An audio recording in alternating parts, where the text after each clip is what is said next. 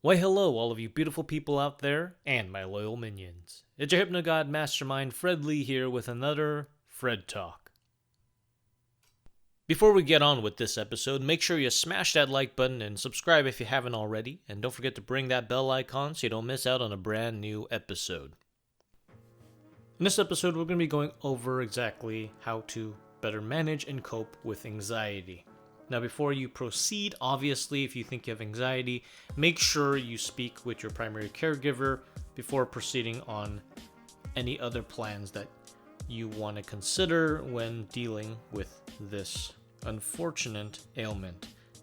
Now, before you misdiagnose yourself, the following symptoms are what you would find in someone with anxiety, which is feeling nervous, feeling helpless, a sense of impending panic, danger, or doom, increased heart rate, hyperventilation, sweating, trembling, obsessively thinking about the panic trigger.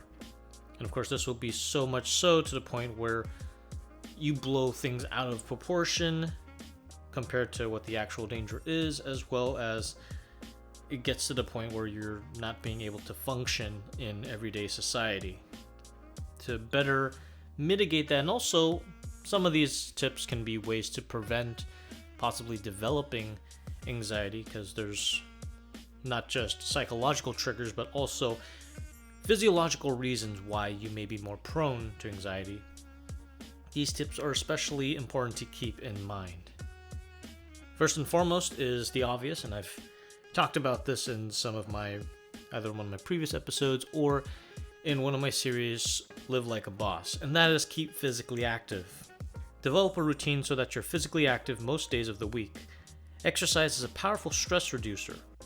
It can improve your mood and help you stay healthy. Start out slowly and gradually increase the amount and intensity of your activities.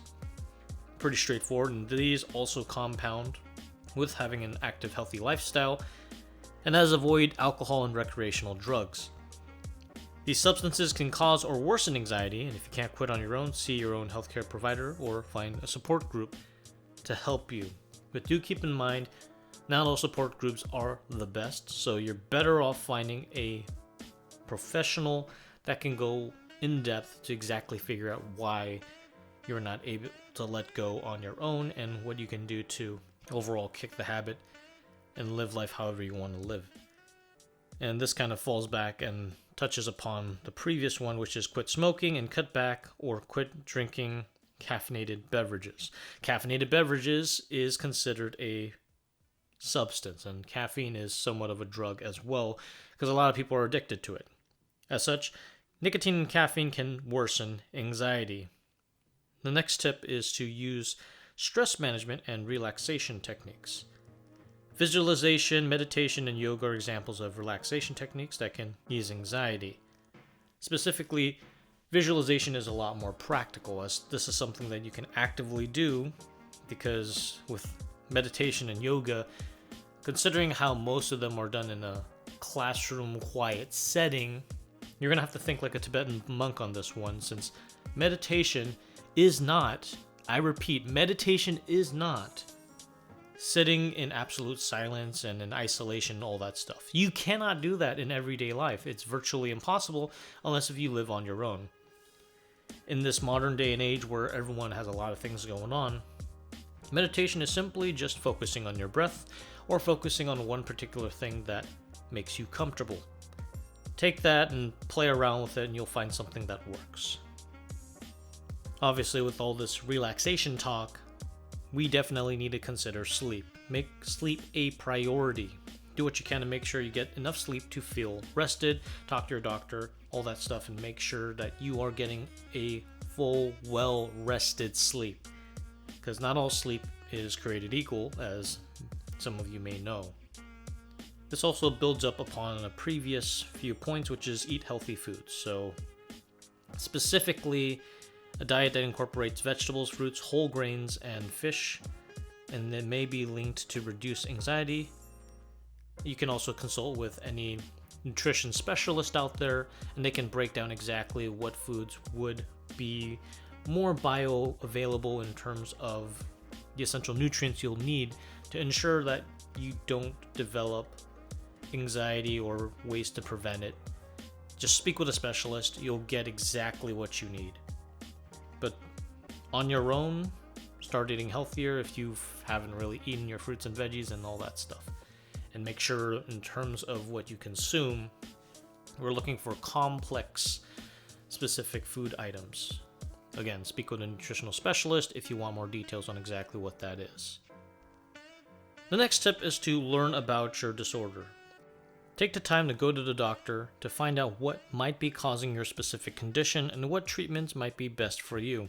And definitely involve your family, friends, and ask for their support. This will also lead up to developing a treatment plan, which you need to stick by. Take medications as directed and keep therapy appointments and complete any assignments your therapist gives, as consistency makes a big difference, especially when it comes to taking your medication. And through this, you'll be able to identify triggers, learn what situations or actions cause you to stress or increase your anxiety. Patience and also practice is important when going over these different strategies you've developed with your mental health provider, and it'll make you more ready to deal with anxious feelings in those type of situations.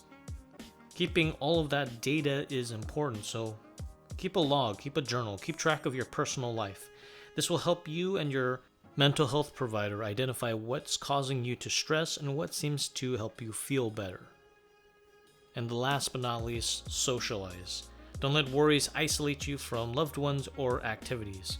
Since your worries may not go away on their own, and sometimes they may worsen over time, if you don't seek help, definitely look into all of these different options that I've listed above, and of course, do not ever dismiss your healthcare provider for any of these things that you're dealing with and whatever you're feeling. There is no specific magic bullet, and as this is a hypnosis related channel, hypnotherapy is a possible option, but then again, this is a collaborative effort. Every single party involved must have enough data to work with, so that way, no matter who you visit, whether it be a healthcare provider, hypnotherapist, or anybody of that sort, definitely see what is the best fit for you and identify what are the things that are causing it.